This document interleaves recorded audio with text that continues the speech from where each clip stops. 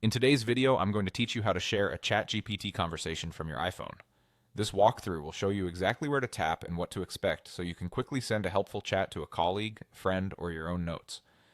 All you need is the ChatGPT app on your iPhone and the conversation you want to share. Start by opening the ChatGPT app on your iPhone.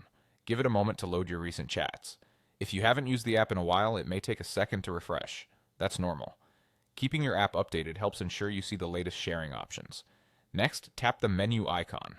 You'll find it at the top left, and it looks like two horizontal lines.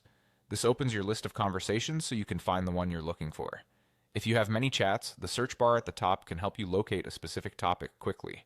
Open the chat you want to share. Take a quick look through the messages to make sure everything you intend to send is accurate and appropriate. If the conversation includes anything personal or sensitive, consider trimming the content or creating a new, cleaner summary before sharing. Now scroll all the way to the bottom of that conversation. The sharing option lives at the very end, so keep swiping until you reach the last message. If you stop midway, you might not see the control we need. At the bottom, tap the share icon. It looks like an arrow coming out of a box. When you tap it, the app prepares a shareable version of your conversation. This is designed to be clean and readable for whoever receives it.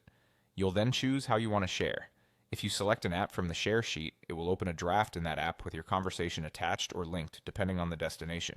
This is great for sending via messages, email, or notes.